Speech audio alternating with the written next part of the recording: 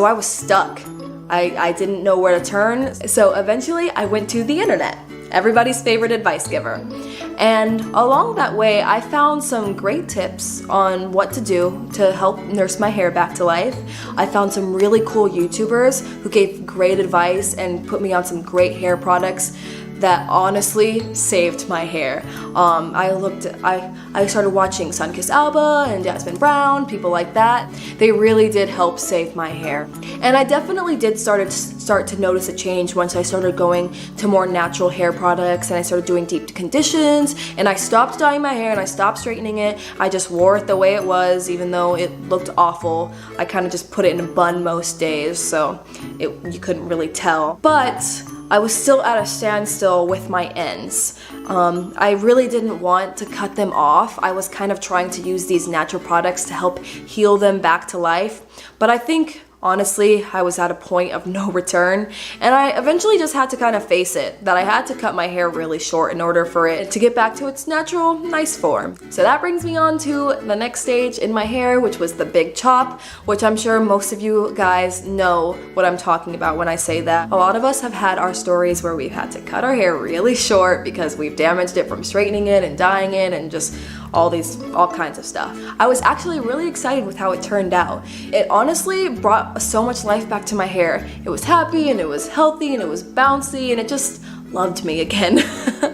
I didn't like the fact that it was short, but I was really happy with the fact that it was healthy again. And of course I wanted it to grow, so I decided to stop straightening it. I decided to stop dyeing it because I realized that was what was really causing damage to it in the first place, so I had to stop all of that. And during that time it was growing, but I was getting really impatient with how slow it was growing. You know, hair takes forever to grow, and especially if you have curly hair, it takes even longer. And I just didn't want to deal with it. So I went back to the internet to find out tips on how to kind of grow it a little bit faster than normal. And I found some really interesting ones which I'm going to share with you guys, and you can take it or leave it. A couple things I did was massage my scalp every day for a couple of minutes a day to to put stimulation kind of into the hair cuticles, I think is what they said, some scientific term. I would cut open aloe vera plants and I would take the sap from the leaves and I would rub it all over my head. I would completely drench it in the sap and leave it there for like 10 minutes, which was kind of a mess and kind of gross and sticky, but you know, they say aloe vera plants literally heal everything, so why not the hair, right? Another interesting one I did was I actually used to hang upside down for like 10-15 minutes at a time every day. I would lay at the end of my bed and have my head hang off and just kind of sit there for like 10 minutes, which was supposed to increase blood flow into the scalp, which also caused your hair to grow really long. Now, I'm not sure if these things actually worked and made my hair grow faster, or if I just kind of took the time and let it grow naturally.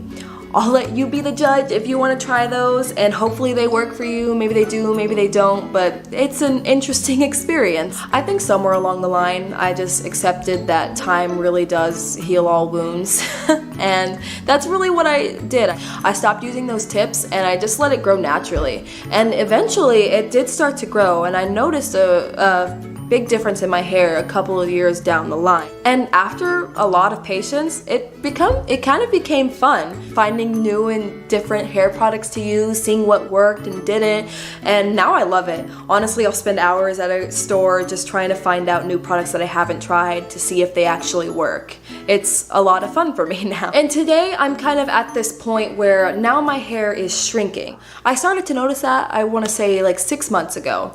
I was looking at old photos about 1 to 2 years ago where my hair looked really long, and I would go and I would look at my hair today and it would be really short compared to how it looked 2 years ago, where I haven't cut it since. I decided to stop cutting my hair about when I did the big chop just because I thought that would help grow it. And it did for a while, but now my hair is shrinking again. And I'm not really sure why.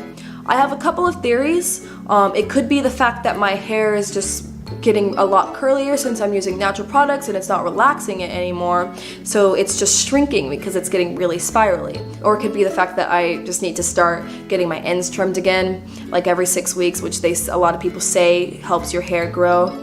I'm really not sure. I want to hopefully figure it out along this journey and document it to kind of show the process. And if you're struggling with the same thing, hopefully that helps you out. Maybe we can help each other out. And that's really it. I went from having the urge to diet all the time to severely damaging it, to cutting it all off and growing it to a healthy level, and now it's still healthy, but it's shrinking a lot and not really understanding why.